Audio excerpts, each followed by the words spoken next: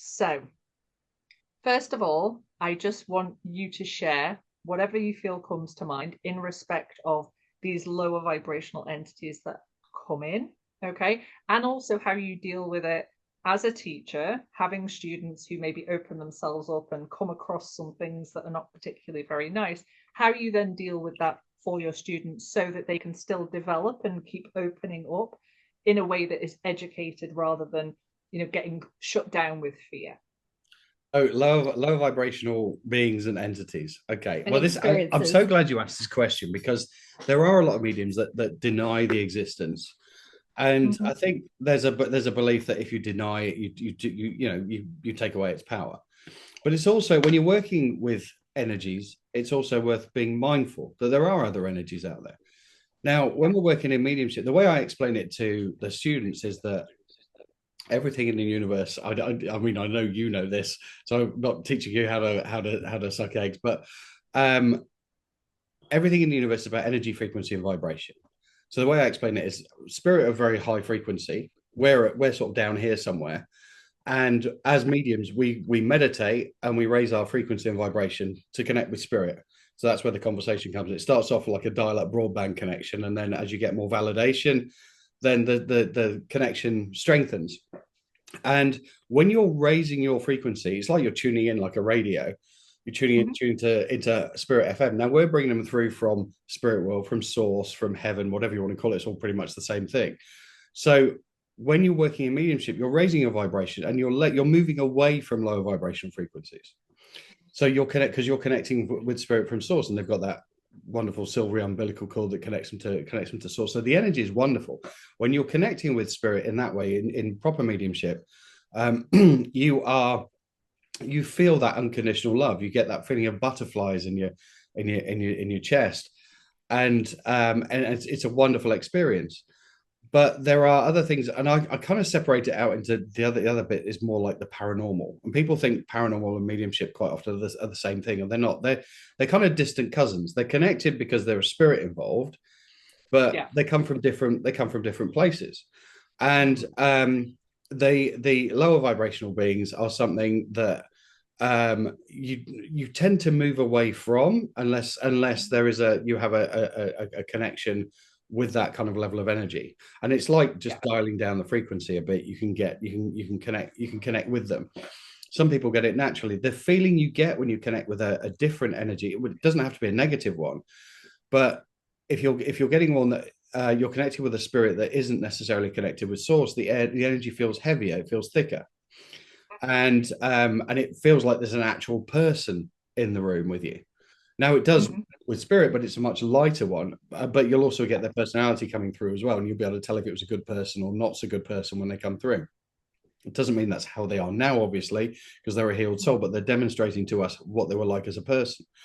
Yeah. And but you can feel the energy of something or someone different. So someone who isn't connected to source. A lot of people call those earthbound spirit. Some Mm-hmm. people call them ghosts, but for me, a ghost is just like a holographic projection of Mm-hmm. it's like residual energy that Yeah. builds up over time, and you can't communicate with it. That's the difference between connecting with a Yeah. spirit and a ghost. A spirit has a consciousness, and you can connect with them and communicate with them, whereas a ghost will just pass right through you. Um, the negative energies, there are negative energies out there, but like with anything, you have free will and you have to will something negative into your life in Mm-hmm. order for it to connect with you. Something may well try and connect with you, but you have the power to say, actually, I don't want this. I don't Yeah. accept this energy. I don't want it. And it has to obey. Now, sometimes they can be pestering, and they continue to they want your attention.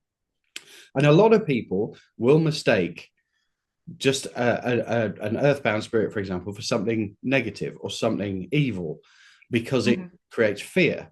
Now, we've also got thousands of years of human evolution and fight or flight that kicks in, right? So when you've got a feeling of being watched, you've got a feeling of being of another presence around you that you weren't aware of or you're not Yeah. comfortable with, it's going to make you fear because people fear that they don't yet understand. Mm-hmm. And it doesn't necessarily mean so. I'd say the vast majority, of energies that people refer to as negative or evil actually aren't. It's just frightening for them, and they've seen horror movies and stuff, and it makes them kind of like, oh my god, this is something. It's a demon, right? I don't Yeah. like saying the D word very often, but we can in this context as we're talking about it. That's actually how my religion taught me, was that we weren't allowed to watch things like The Exorcist and things like that, because I would actually be willing it into my life.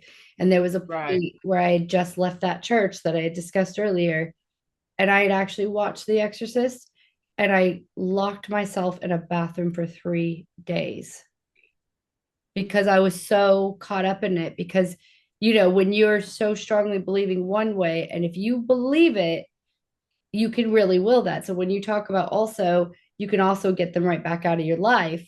You actually have to Mhm. believe it. You can't just say it. You have to actually know that. And Mhm. it can take over people if, they're not in the right mind or the right headspace. So there's a lot of trauma going on with them right then and there. It really Yeah. can creep in. Yeah, it can get you at a weak point. And some people Mhm. even embrace the darkness because they feel like it makes them feel more powerful. Right. And it's not a good thing to do. It's not Mhm. not a good thing to do in any way, shape, or form. Um, there are negative entities out there, and there are people that mix with what they call dark magic. There are people that do, voodoo, they do hexing, they do all kinds of stuff. There is that element out there. There are people that claim that they work with demons, and some people do. I think Mhm. the term demon is overused on paranormal programs and stuff because people have almost become desensitized to the idea of being scared of ghosts, and now they need something more. So they bring in that term. People go, "Oh my god!" It's actually quite difficult to come into contact with something like that. It does happen. I have Mhm. experience of it myself, and I have to say, when I had my first, oh, I'm getting chills now thinking about it. When I had my first encounter, I was not terrified like I thought I would be. I was just Mhm. really angry, and I Mhm. wanted to get. I was like, I wanted to fight this thing. It kicked in like a different level of instinct in me of what I was expecting. The negative energies are there to be embraced if people want to do it, and people can do that unwittingly by, for example, using a Ouija board or a spirit board. Mhm. Because when we talk about willing something into your life, when most people use a Ouija board, what they tend to do is they go, "Is there anybody there?" Right? Not, "Oh, I want to speak to someone specifically coming through. I want my grandma to come through from Yeah. source. Is there anybody there?" Right? Which means you are actually welcoming anything, and quite often Mhm. are. If you don't know what you're doing, oh, I'm getting serious tingles now as my spirit guys are like, give me a little, like, put the hands on my shoulder, putting the hands on my shoulder. You can welcome anything into Mhm. your environment, and Yeah. and it's dangerous because people don't know what they're doing, and it can bring a whole load of bad luck. And people, you can track people's, if they've been having a string of bad luck and they've been having some difficult experiences, back to, oh, they used a Ouija board at a certain point. Yeah. It quite often comes up in a reading. Yeah. And My nana used to say, sorry to interrupt, but my nana always used to say, if you go into using a Ouija board, because she did. Okay, and I did a board with her a few times, but I would only ever have done a board with my nana because, as Dan will know, my nana was very in tune with all of this. She knew everything that was going on in this aspect. But she used to say, if people do this and they don't know what they're doing, it's basically like living on a very busy street, leaving your front door open and just saying, whoever wants to come in for tea, Mhm. come in. And she said, you're not going to get nice people who just think, oh, great, I want to go in and have a conversation with them. You're going to get the type of energies that you don't want coming through that front door. And that's how she used to Mhm. describe it.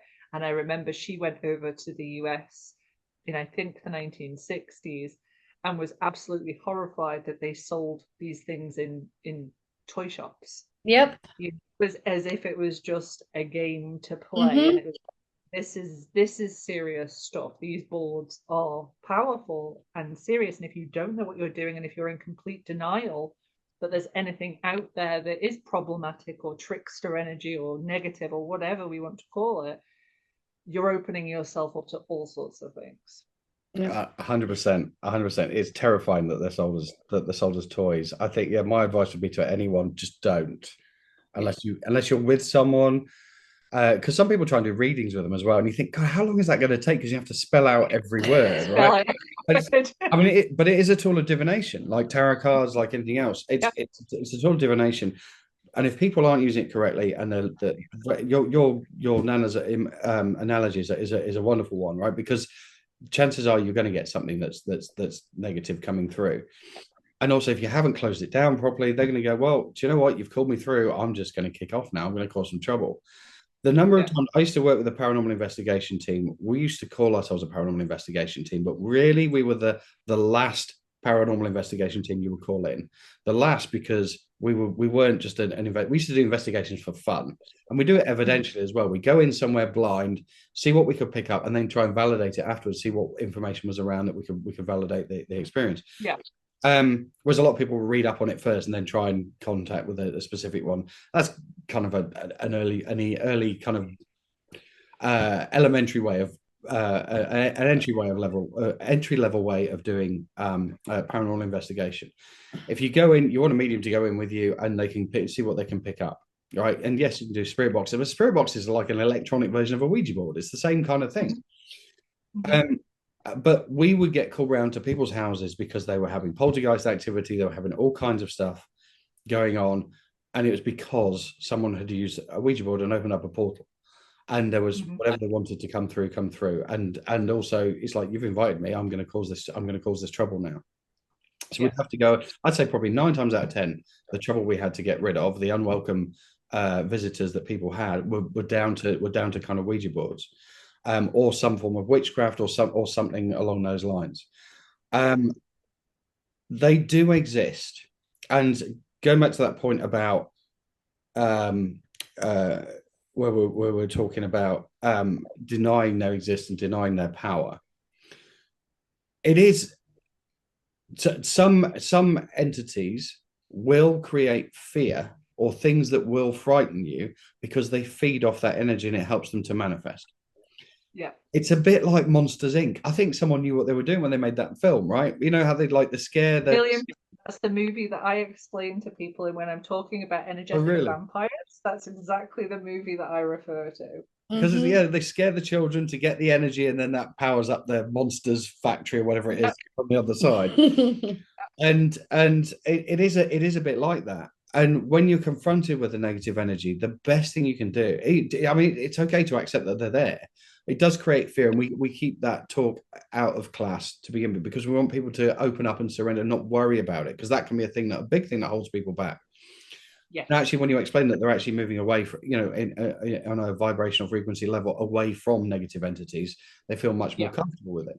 However, there are people that naturally have a connection to kind of all spirit energy, or those energies are wanting to come through, or they want to help crossing over, because the opportunity, they chose not to, because of free will, they chose not to go because they were worried that they'd done something in the past that was going to make them go downstairs instead of upstairs, even though there isn't a downstairs. They'd worried that they were going to go, to the bad place, and so they decide to remain. And then that window of opportunity closes, and they cut, and the umbilical cord is cut, and they can't get across. So it's up to a rescue medium, which I have training in, and so does Jen. We go in and help people to remove, to help people cross.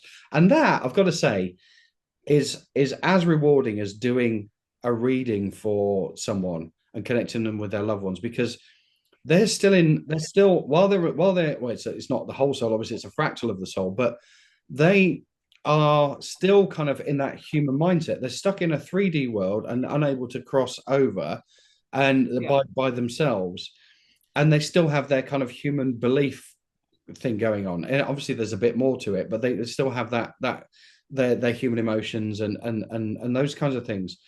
And they can be terrified when you open up a doorway for them to go through. They still might be terrified about going across.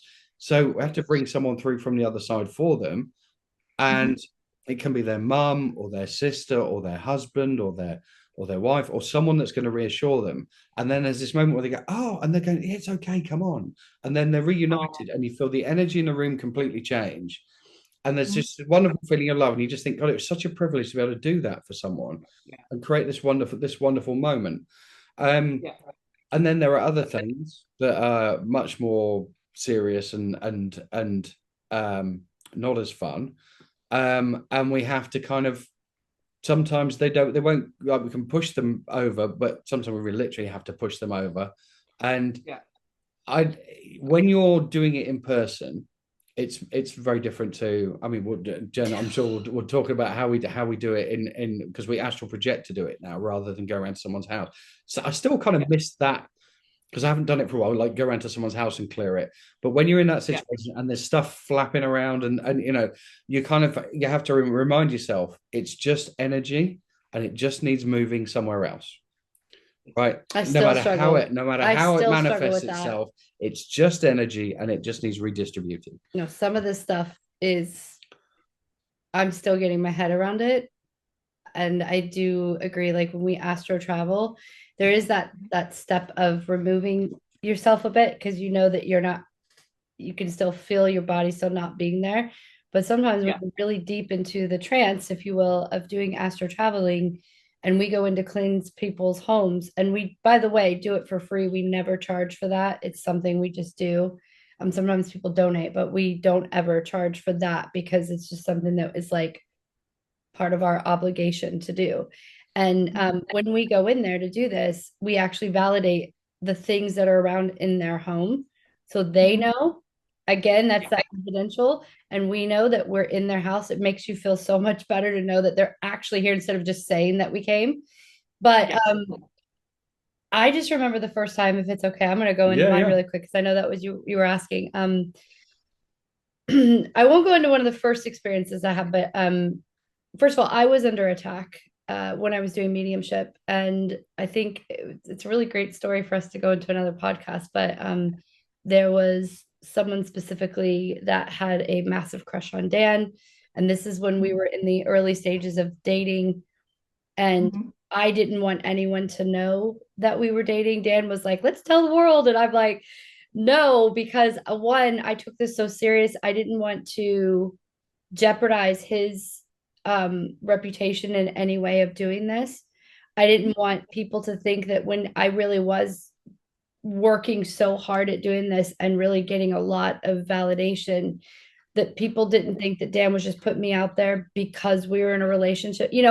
I'm in corporate, so that's, our, especially as women, like that's the first thing we always freak out about, because there's certain people that usually rise to the top because of certain things that they've done, versus the women that have worked our butts off to get to where we're at. And so that was something, and I was so worried about Dan's reputation. So anyway, there was a couple of women that, I think definitely had some pretty big feelings for Dan. And then they got their posse together, and it turned into something that took me back completely. First of all, I guess I was so naive to thinking that the spiritual world was all love and light, because based on the way that the way you were talking.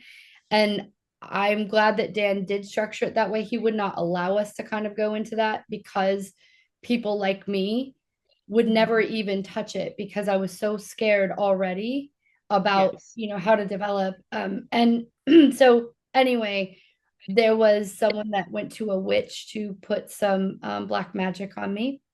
Both my dogs almost died because of it.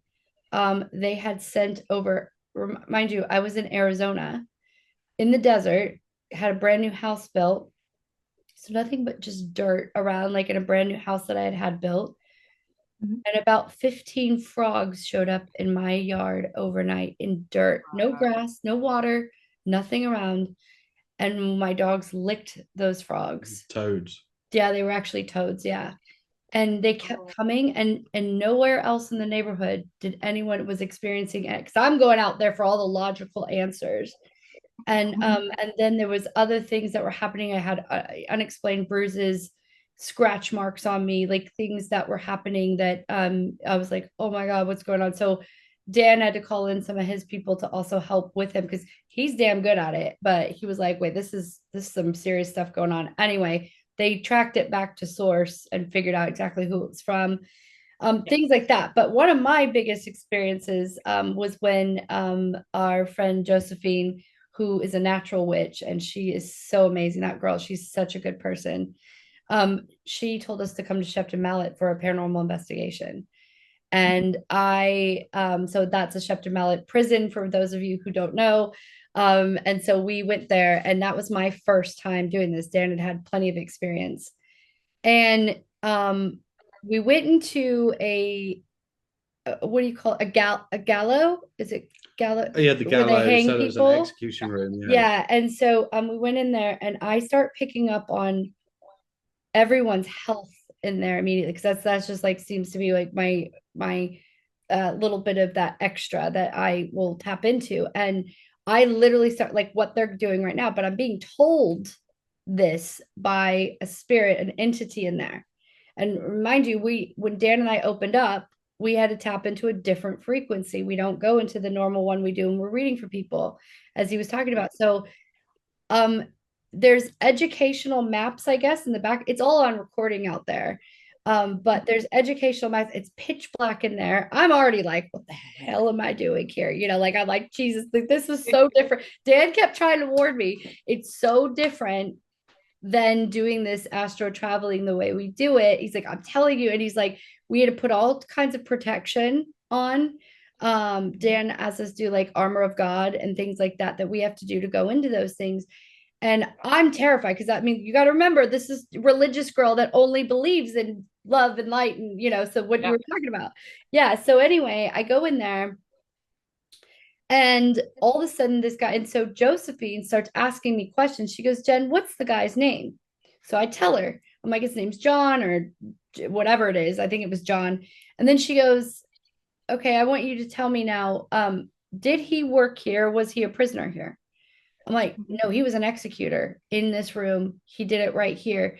She goes, oh, you could hear her on the recording going, oh my God, Dan, get over here. So she's on the other side of the gallows, big, big drop into the room, and we're all on the outsides of the railing. And so it's pitch black, and then Dan's walking over. You can see their phone lights splashing on the board. She's reading it. And I picked up on the guy that literally executed people in there. I had no idea. I wasn't even on that side of the room. Well, okay, that already freaked me out a bit. I'm getting now goosebumps all over me. But when we had to go to the infirmary, that's when I had to leave, because I started seeing a bishop man come into this location of the infirmary, but he wasn't there to heal sick people. He was there to do some practicing of bad things. And it was almost like he was doing some type of experimental stuff. And that's when, because even the guy that I saw that was an executioner, he wasn't a good guy, but he didn't give me that kind of creeps. Do you know what I mean? This guy, this bishop, next thing you know, I am seeing massive, what I would call, like, you would think was like an AI driven gigantic tarantulas crawling all over the wall. The cat balls that we had set up to trigger when spirit was around us was going off, like, and it was everyone's sitting around in the entire room. It's massive room of the infirmary. Dan and me, they're only going off around me and Dan out of everyone. And then we have them all around everyone. And at that moment, Josephine looks at me, Dan looks at me, and I'm going, I don't know what I'm seeing. You could just tell I'm like, and I'm literally ready to throw up. She's going, I did not subscribe to this. I did. I said, I did not subscribe for this. Like I was like, no, hell. Like, and I'm sitting there just calling in God and like, everything. Like, I'm like, this is, and I'm actually trying to spiritually like blast them out, because there were other spirits still in this room that were not bad people. But to Dan's point, were people that, didn't want to leave or still were confused a little bit, so they could cross over whenever they want to, which is the big difference about purgatory and people thinking people are stuck. It's about them giving that will over themselves about when they want to. They have a choice to do it whenever. So anyway, I'm freaking out. Dan takes one look at me. He can see what I'm seeing, and he's like, but he just doesn't react the way that I'm like, oh my God. And I'm like, we're getting out. Then so we did, and then I picked up further things while I was getting air out of the prison, and then Dan had his own experiences. But that was one for me that was, it was the evil.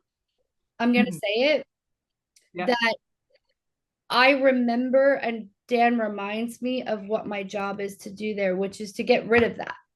That's our job. And to Mhm. cleanse it, and to, so I have this thing of shining massive bright light into rooms, and Dan can go into what he does, like when we do rescue mediumship and stuff. But that was something that I could see how people could easily be, when they talk about possessions and attachments and things like that. And I've had a few other experiences that I don't feel comfortable sharing on here, um, that can take advantage of even like the most innocent. It Mhm. can happen, especially where you're at in your head. You can let it get to you and take over you.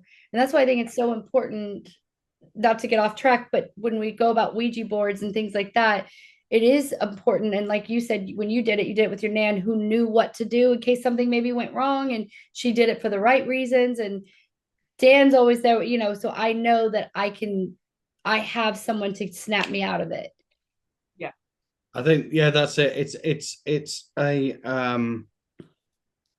Well, going back to that conversation we were having before about staying grounded, because Mhm. you have to remember that, okay, it's like when if you're actually watching a horror movie, you can snap out of it quite quickly by remembering that there's about 50 people standing around the action that you're seeing. Someone's there with a sound boom stick, someone's there with a camera, you've got people holding lights, you've got makeup people, you've got a first aider on set, you've got this, that, and the other.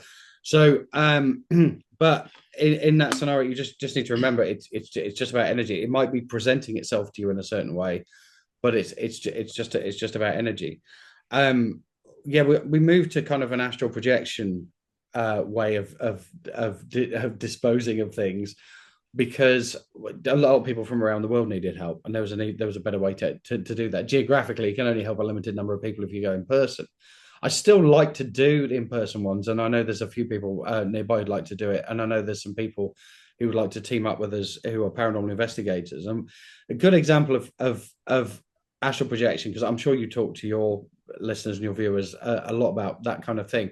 There was a wonderful experience recently. We were watching, it was a friend of ours on TikTok, and he was doing a paranormal investigation, and he's just by himself, right? And he's got all the little light up toys and everything, right? He's got them all over the place, and every now and then the one will go off or another one will go off, and he felt like there was a little girl that was talking, whatever. And then Jen and I were watching. Both of us went, "There's something there that's not good," and he picked up on it straight away. So we're watching it and typing into the comments, whatever, because we weren't having we hadn't gone into the box or anything, so we weren't talking to, just like, "No, there's something there that's not good." And he's going, "Yeah, I feel really uncomfortable all of a sudden." And I said, "Right, I think we need to go and help him out." Because he was in this old church, and it was there's something that wasn't great. So Jen's go, "Okay, we're coming in. We're gonna help you." I said, "Warn him, because if we go in there, Everything is going to everything go is going to off. set everything off." Right. So I warned him. So he warned him. We went in Everyone, there, and everything it, went. and everyone in the chat of the TikTok was going, "Oh my God." Like we said, literally right then and there. And maybe a half a second later, everything goes ballistic. But Jay, his name is Jay. We'll give him credit at the end because he's an Yeah. amazing guy. But he literally is like, because he didn't read that we said we're coming in. He Yeah. didn't even see Yeah. that. So he was going, Yeah. And it was great validation from our perspective, because we know we do it, but sometimes, it's like when you're a medium, you're getting the information from spirit that you're getting pretty much is correct. But it's not until you get the validation from the person that you're reading for that you actually know it's correct, right? There's still, you can be pretty sure with discernment and your training and your development that the information you're getting through is pretty much there or thereabouts. And we know that we can astral project, and we know we've dealt with things, and you feel the energy clear when you do it. Mhm. But to actually have visual validation of astral projection going into, even though you couldn't see us, but we said Mhm. it's going to set everything off, and then within a second, beep, beep, beep, not just like one or two, the whole lot went off. Yeah. As our energy went into the space. It was, yeah, that was quite something. what was because I know she wanted to know any experiences that you were comfortable with. What was I think you were starting to go into it about one of the ones that was really bad for you, that I don't know if you want to go into, or a different experience. Which one are you thinking of? The roof one. Oh, the roof one. Okay, yeah. So I can talk about that. This was probably my first encounter with a demon that I was aware of.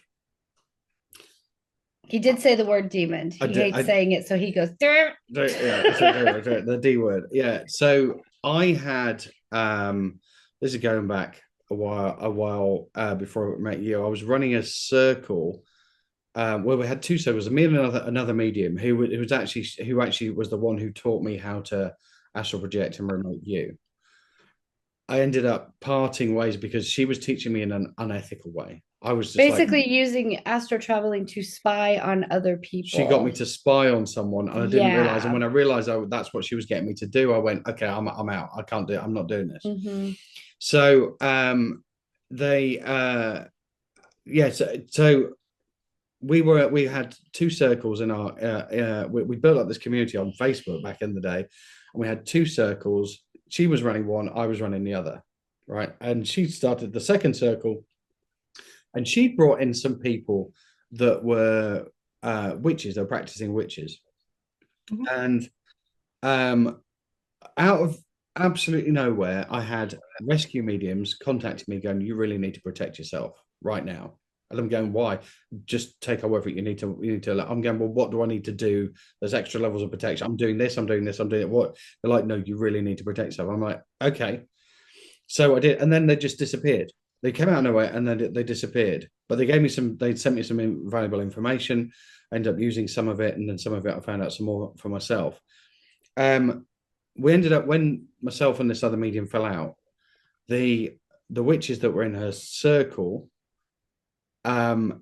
decided to then go into attack, right? And this fallout happened. I mean, she'd started it. She wasn't working ethically or whatever, but she said they went into attack. One of the witches, before we'd fallen out, one of the witches in her so wanted to have a private meeting with me and asked me if I'd ever considered going and being a witch. And I was like, "No, I'm quite happy being a medium. Thanks very much. I don't, I've a lot of respect for witches or whatever, and whatever they do, but I'm quite happy just communicating with spirit and helping people in that sense. I don't need to be." So, but you could be really powerful. And actually, as she's talking to me, I'm finding it a little bit seductive, not in a sexual way, but just like the idea. And I'm going, and I had to pull myself out, going, "No, that's not what I'm about. No." But the idea of being powerful, and she was like talking, it was almost like trancing me into doing it, and I'm going, no. So I said, no, thanks. Anyway, she was telling me, she said she can manipulate water, so she put a glass of water and she showed me this like swirl effect from, and I'm going, okay, and this was part of the thing. I'm going, oh wow, that would be quite cool to do, even as a kid's party trick or something. It'd be quite, But I'm like, but that'd be quite cool. And then she's saying she was working with when she started telling me that she got a kitten, so it would scratch her, and then she'd use her blood for magic. I knew blood magic. No, you just don't get it. So I was just like, no, thanks. That's not what I want to do. We fell out. Me and this other medium fell out. And so the other witches went into attack, particularly this one, and she was working with demons, and she was working with dark energies. She didn't say specifically demons. I was getting there were things starting to happen in the house, right, in my house, and I'm going, I haven't given anyone permission to come in here, and denying the existence of, well, not the existence, but denying any power to anything that was coming into my house. Especially as I had a young child in there as well, so I was just like, absolutely not. So I'm putting down weapons grade protection on everything. There was a loud clatter on my roof.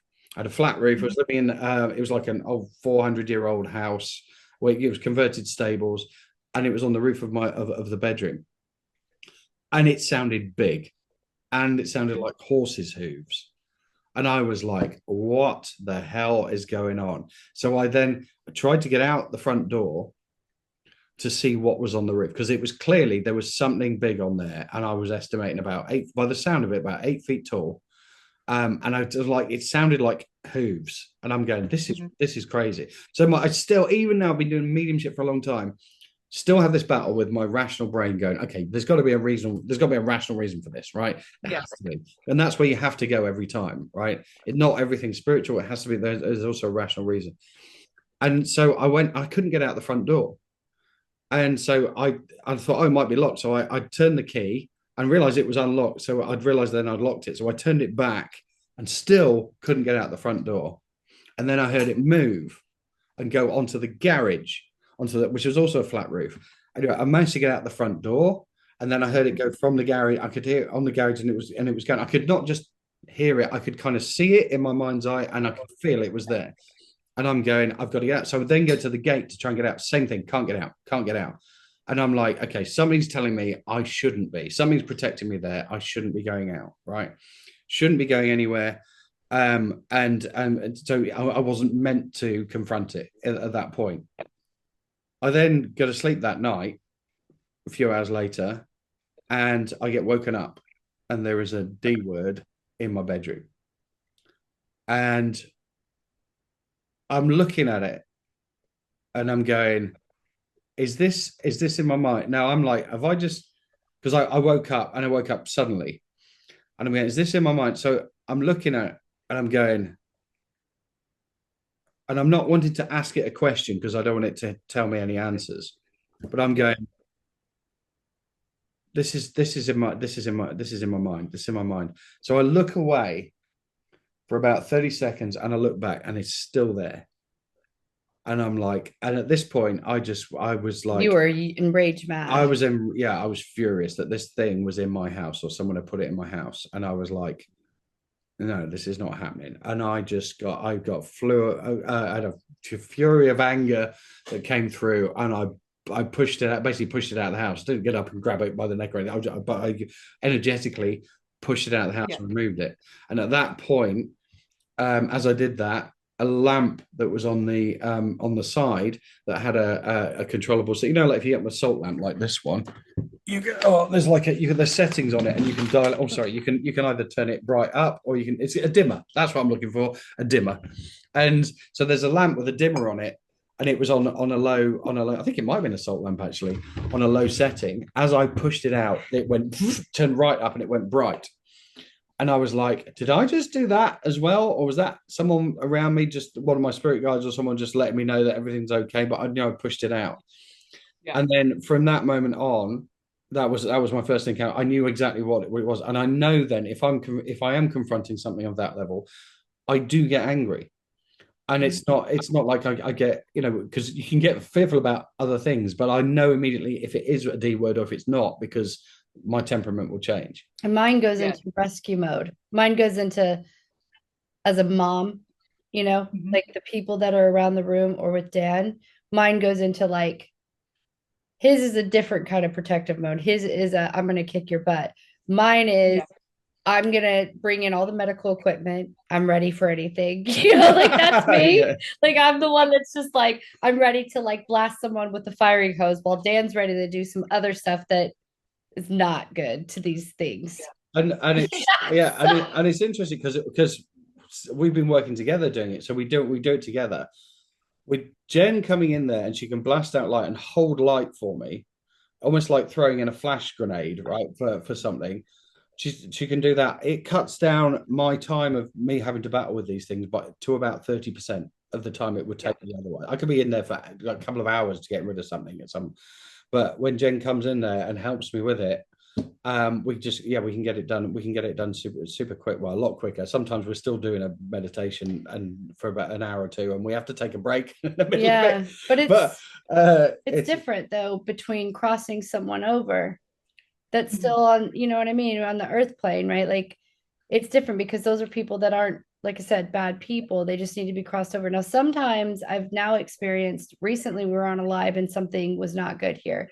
And then, when Dan talks about willing things into your life, I think people asked in the question on the live, they're like, well, why is it then in your place? Well, it's very different because we go into other people's homes to do this and they follow us back. But also right now, because there is jealousy and bad intentions out there from other people, there is things being thrown our way right now.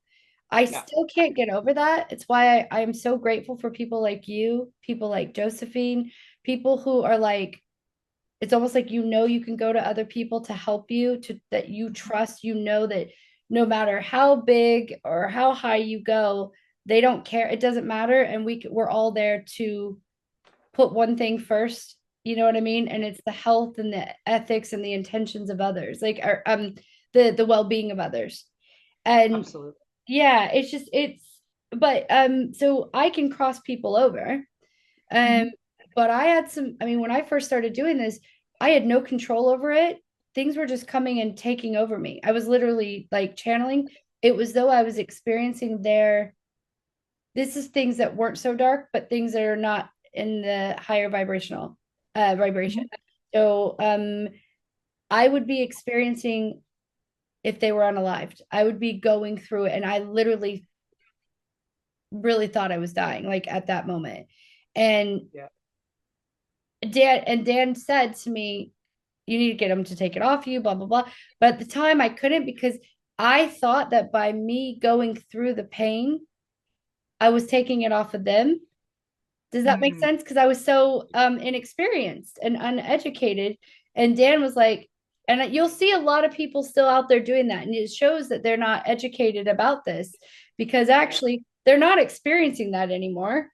They're just showing Mhm. you what they went through. So now you've got Exactly. to find a way to do it. So there's all kinds of things that can go into this. But if you don't have someone that is there to be able to educate you and to help you understand what it is you're going through, and you're just trying to do it all by yourself, it's a Mhm. very dangerous road to walk. Very dangerous. Absolutely, because I think a teacher's job is always just to guide you where they've already been.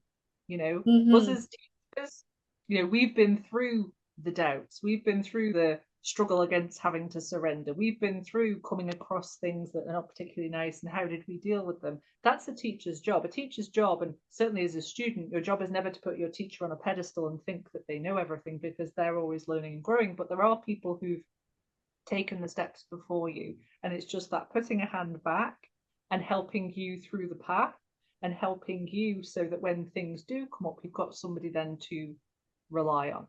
And one thing I want to talk about, because I've taken up so much of your time today, but I do want to talk about this because I know I will have lots of people as listeners, you know, hearing what you're saying and thinking, these are the people that I want to work with. And I know something exciting that you're now offering that you weren't last time we spoke was actual kind of one-to-one mentorship for people who want to train as mediums. They don't necessarily want to go into kind of a circle environment. And circle environments are beautiful. So anyone who's listening, circles are great, but I Mm-hmm. know, and everybody's different. Some people just want to do that one to one, have you there to pick your brains and kind of fast track themselves through it. So can you tell people about this program? Because like I said, I didn't know that you did this. Now I do. I'll be telling everybody who wants to train to be a medium. But if you'd like to share about that program, that would be great.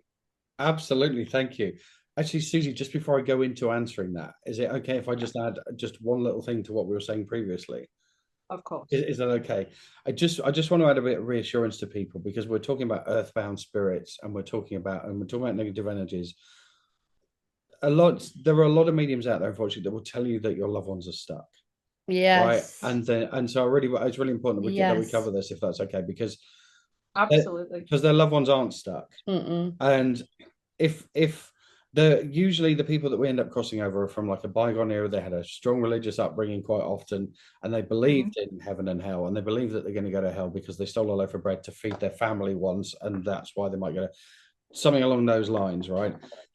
Your loved ones in spirit aren't stuck. If they took themselves over, or by whatever means, or someone unalived them, they're not stuck. No. They get pretty much whipped straight over, right? Hmm. To heaven, to spirit, to the spirit world, to source, whatever we want to call it, the same place. They all get kind of whipped over.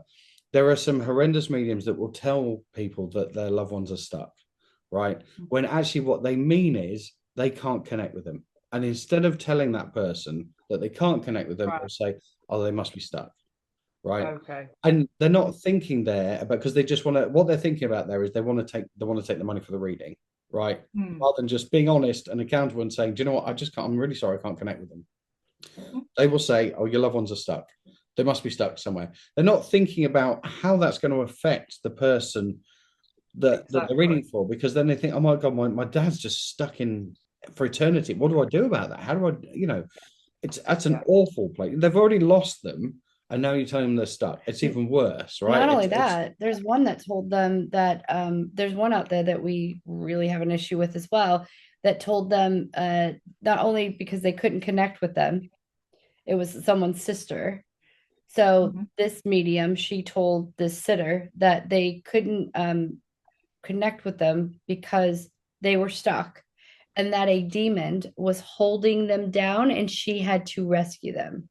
And mind you, this woman has zero experience actually doing mediumship, like real medium, but she just one day woke up and said, today I'm a medium. And that's what she did. And she told him. So just to that very point, not only did she want to take the money, but she also took it upon herself to be the rescuer, like the hero kind of thing, which is even more evil to me. Do you know?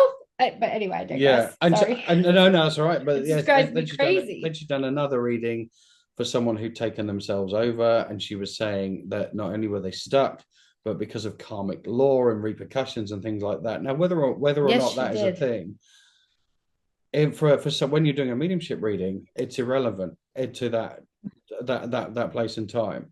And so we don't, our job is to put people back in a better place than when we found them. And so that's always the intention, isn't it? That you want people to leave a reading feeling better than they left. Exactly right, 100,000%. And so for mediums to tell people that their loved ones are stuck, or that they can't connect to them, or that their grandmother must be angry with them because they don't want to speak to them, right? Because they do that stuff as well. They're clearly not proper mediums, and people need to know this. It just means the medium is either a terrible medium or they're a fake, because a real medium would know that that is never the case, right? Once we pass into spirit, we only feel love. We're aware of all the experiences and things and feelings that we had when we were here, but there is only love. So your grandmother isn't upset with you. They don't bear a grudge the fact that you didn't go to the funeral. They know that you couldn't make it to the hospital in time. They know all this stuff and they forgive you. They understand all the reasons why. It's not, and if people take themselves over, I mean, even the Catholic Church has changed its stance on committing suicide. It's no longer a crime, because you used to get arrested back in the day if you'd attempted it and failed. You'd be incarcerated or whatever for doing that. The Catholic Church has changed its stance on suicide because they recognize the impact of mental health. People, when they take themselves over, are not in the right mindset. And so there's no reason why they should be judged and go to some purgatory place or something like that. And so many people are still fearful of all that. But I guess the most important point I wanted to make was just that when we're talking about earthbound spirits, it doesn't mean that you're, someone's dad or their mum or whoever is stuck in this kind of oblivion for all of time. Not at all. There's no purgatory. That's not how it works. I think that's a really important point. And one of the things, because obviously the Akashic Records is kind of the book of life, and you go over and you do your life review. One of the things that I'm always saying to people is, it's not that you're going over and all of these beings like, you're such a bad person, you did this, you stole that chocolate bar when you were 12. It's not about that. The life review is you as the soul looking back and going, right, what did I want to achieve in that lifetime? What lessons did I want to learn? How did I want to evolve? What did I want to do? And did I do that? You're the one doing it. It's not that you go into a room and there's all of these, as if you're kind of standing in the docking court and you've got all of these beings. That's not how it works. I think we've always got to remember that in, those higher dimensions, in these planes, love is the most important thing, and that's certainly my experience of working, and I know my students' experience of going into those higher planes. That's the first thing people say, oh my God, that amount of love that you feel, that unconditional love, that expansiveness, so that carries forward with all of the souls who are in there as well. We think it's like human life, where you do something wrong and then there's somebody's going to stand and judge you. It's not like that. So I'm glad that you did raise that, and I'm glad that you brought that through, because I think as well, I remember my nana, would have mediums come to her house all of the time, and it was like sport for her. And I remember when you brought my nana through, Dan, when you did the reading for me, she was testing you, She and was, she she was was like, messing around with my visual tools and things. And yeah, she was like, yeah, let's see if he's any good. um but it's always been the case that there are people with not great intentions, or with you know bad ethics, and people who are in it for the wrong reasons. Okay. But there are also really good people. There are really good people with good intentions, good ethics, who genuinely want to be of service. And I always say to my listeners, it's your job to go out and research. If you want to have a mediumship reading, feel into who feels resonant with you, feel into who has the same values. Don't just take someone's word for it that recommendations are great, but go off and find their stuff, look at their stuff on social media. And obviously I'll put all your guys' stuff in the show notes today. But and if you feel a resonance with them, great. Because there are going to be people out there who take advantage. You think about when people want to go for a mediumship reading, a lot of the time they're in grief, a lot of the time they're in a very vulnerable emotional state. And unfortunately, because of the way that the world is, there are people who'll take advantage of that. So, there are. but that shouldn't discredit mediums as a whole, or psychics as a whole, or Akashic Records practitioners as a whole. Just because there is that element out there doesn't mean that it's all nonsense, or there's nothing there, or anything like that. Exactly right. I think that, and that's a lovely way to put it. I think a gauge I always like to say to people is, if you're wondering, don't just go and see a medium just because they say they're a medium, right? Because there are lots of people that can get a connection with your loved ones. It's also about your own personal energetic connection with the medium. So does the medium feel like, if your loved one were here today, does the medium feel like someone you would introduce them to for a cup of tea? Right? Because if the answer's yes, then you found your medium. If it's not, and you're going, I don't know, this person seems a bit weird, then don't. Right? Don't do it. And that doesn't have to be me or Jen. It could be, and we've got, there's three other misfits now as well. We've got our daughter JC, we've got Karen and Wendy, who've come through the Misfit training program. I know you asked a question about that a moment ago, which we can go into, but there's a lot of people applying for the courses, and we do say, look, we're looking for more misfits, because I remember when I met you, I was like, I can't do this all by myself. I need more people. I remember. And there's not enough hours in the day, Susie. And it started with Jen, and poor Jen, I put her through the paces so many times, in terms of like, okay, this is how we have to do it like this, or do it like this. And over time, she's brought her own spin and her own element to it, and she's added to the teaching herself as well, because she's gone through my teaching, my methods. And any good teacher will actually also learn from their students as well, right? Because because that's how it should be. And I think there's a lot of things that I've learned from Jen about how maybe I need to relook at some stuff and the way I've been doing things as well. So it's really important to do that. We say to people, look, anyone could train to be a misfit, anyone could train to be a medium, anyone could train to be a misfit with us. But not everybody will make that grade, right? Because we have some principles in place which are about, working ethically. So we always get permission of the person that we read for. There's none of this street mediumship where you go running up to someone and go, oh, I've got your dad here, because you don't know what mental health state, you don't know what their belief system is, you don't know what mental health state that person is in, and you don't know if the dad that's coming through is an abuser of the person that and they're going, oh, can you tell my daughter I'm okay, I'm in spirit. And the daughter's thinking, after years of abuse, I finally get some peace, now he's gone. And now some crackpot medium's running up to them and saying, oh, by the way, he's haunting you because he's around you all the time, right? There's a huge amount of responsibility that goes with it.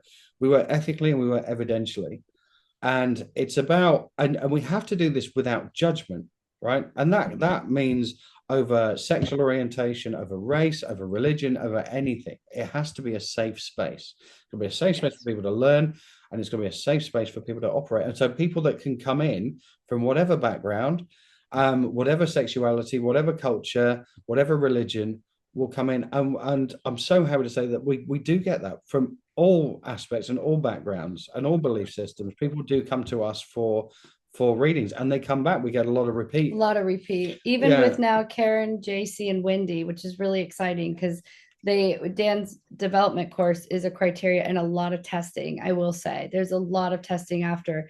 There's a lot of group sessions where now, so people, if they sign up for our community, which is at patreon.com/misfit medium, for like £12.50 a month, you sign up for the community and you get we send out notifications that says we need someone to volunteer for this time and this time to get a reading. And so they just got to pay for unlimited readings, you know what I mean? Like from our students, and then we bring them into a class, but they're supervised. So we're, so people are not paying very much, but it's a commitment. That's that energy exchange. And then our students are getting more and more and more practice. After that, then we got to go through another criteria. I'm telling you, he is no joke. I went through the worst. Let me just be very clear here. I have been through the worst training ever. That's another story for another day. But not the worst training, the worst testing. That's what I would say. Oh my God, he put me through it. But anyway, and then after that, then what we have to do, and I think it's important for people to know if they want to come and develop with us, that, and also the people know that we're not just putting anyone out there because we want to get more money. It's literally, you're not ready until we know you're ready, and so then after you go through that, and you've done tons and tons and tons of those, and even before that, you're still practicing on readings with other people that are already learning in the community.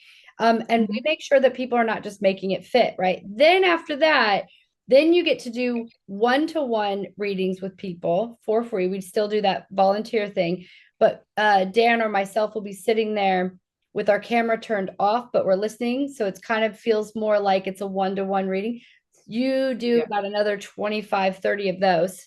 Okay. Then after you do that, then it's Dan or myself getting off it. It's just the two of you doing it. And then it's like a Zoom, they have to record it, send it to us so we can see what goes on.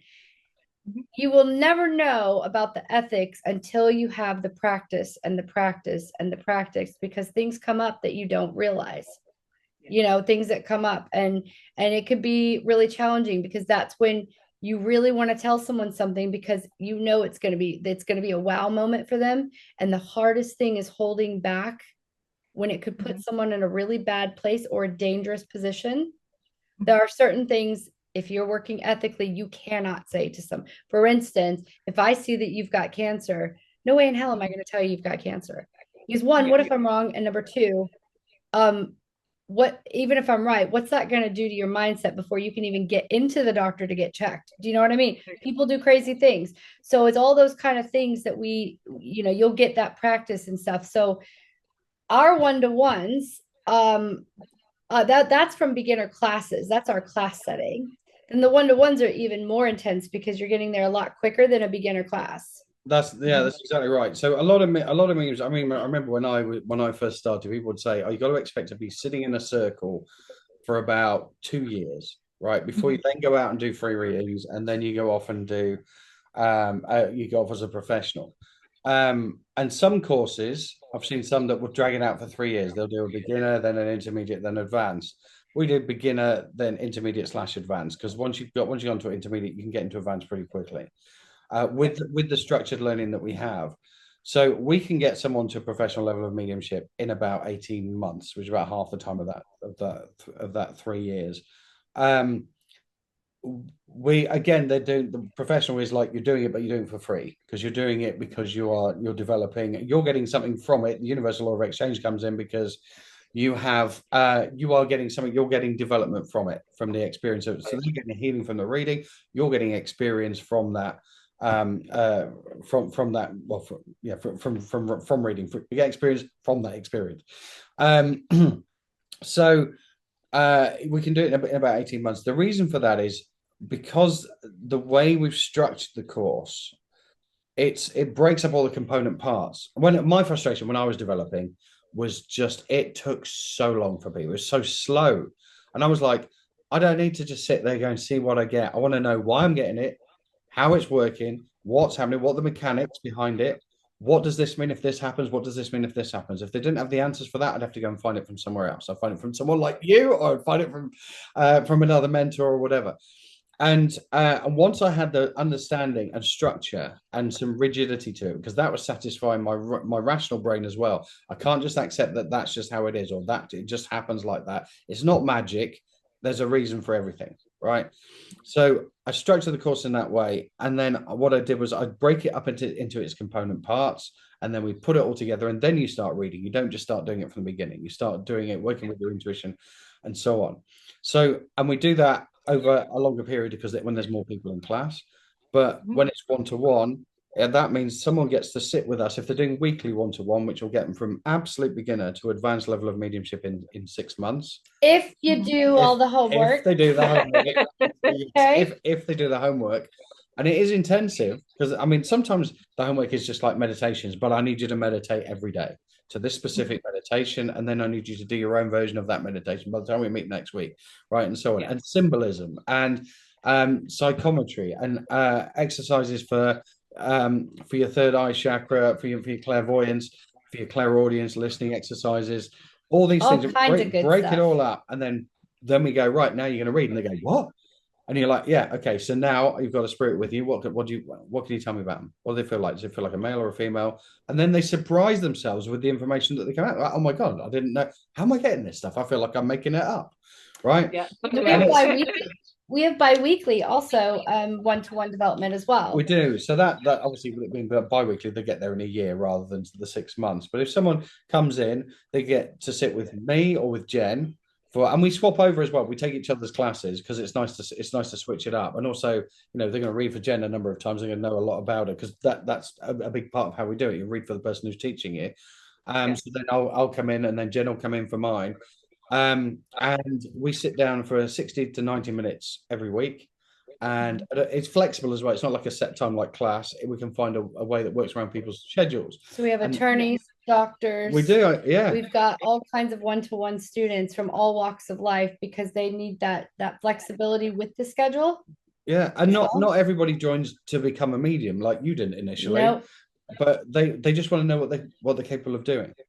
And also I can't think of any other instance in life where you work with your intuition, your instinct, and you get instant validation from it and constant instant validation from it.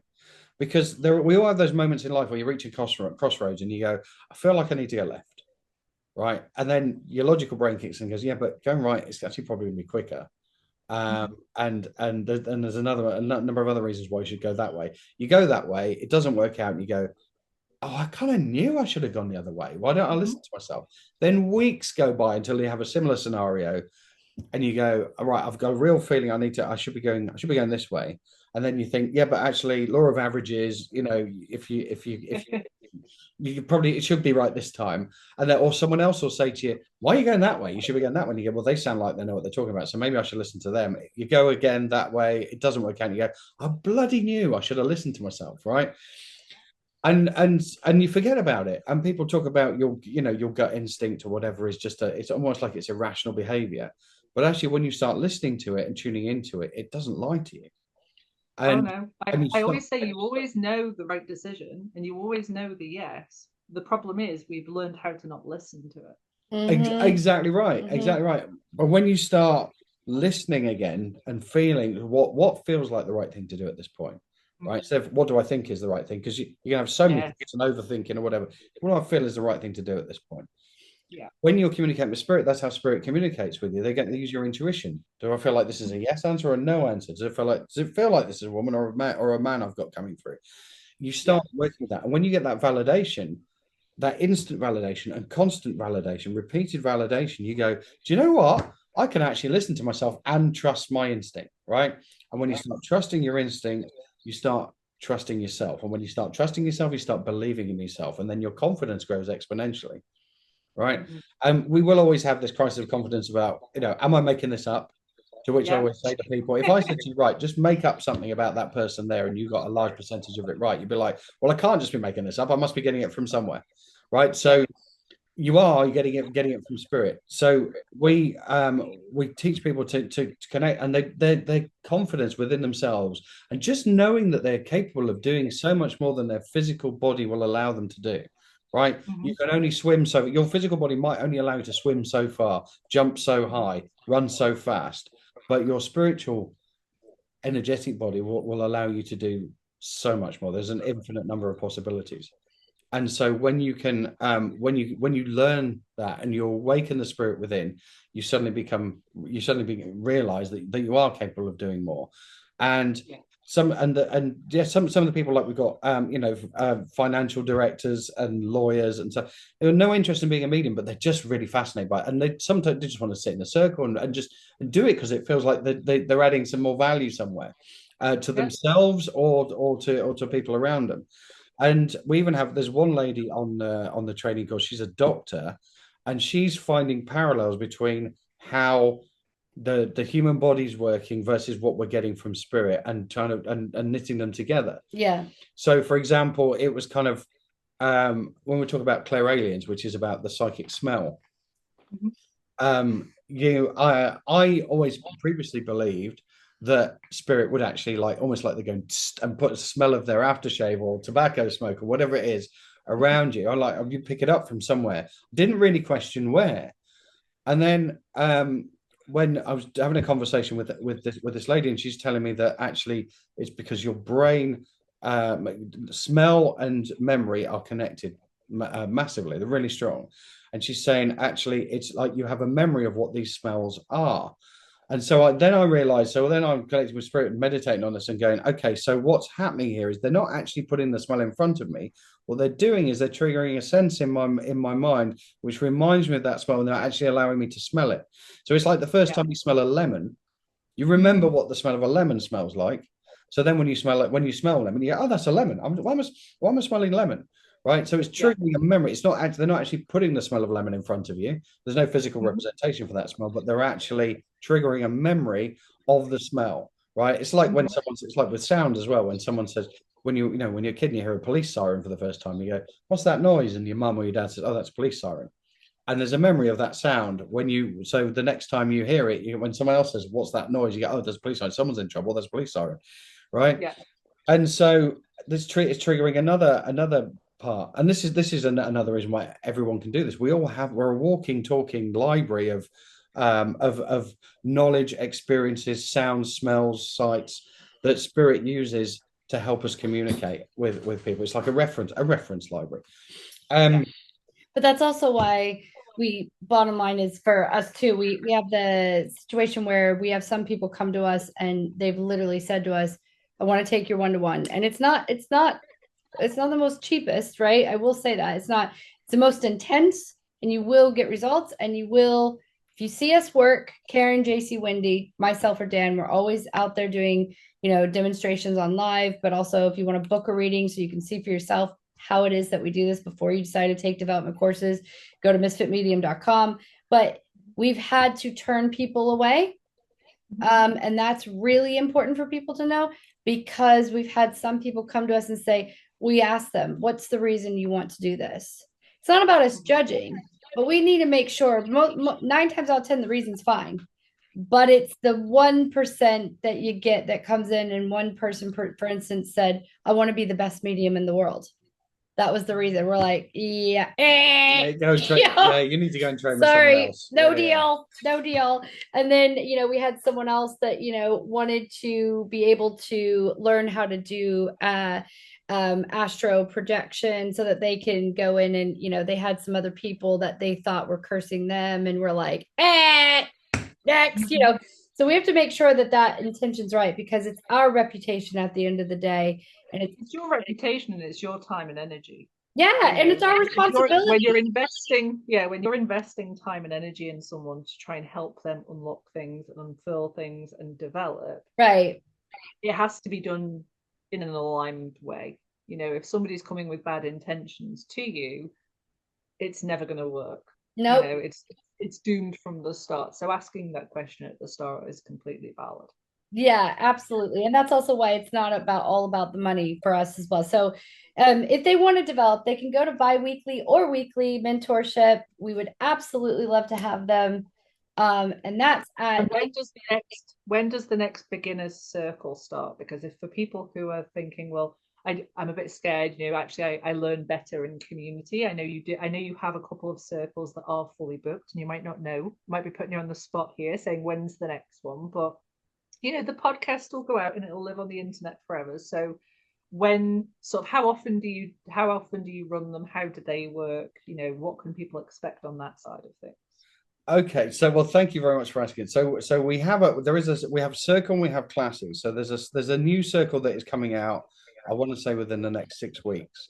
We used to do a bi-weekly circle, but we're going to make it a 4-weekly circle, and it's going to be 2 weeks of those four are going to be taught by myself or Jen, and then we're bringing in Karen and JC and Wendy, who are the other three misfits, because it's an important part of their development to also be teaching. And so they're coming in to teach, and what's great about other people who've come through the like my original training program is that it's like when Jen's teaching, she'll teach my way, and I couldn't ask for a better person on that front. She sticks to my. She remembers the rules that I've set better than I do sometimes, right? But she does because I'm like, why are they getting to do that?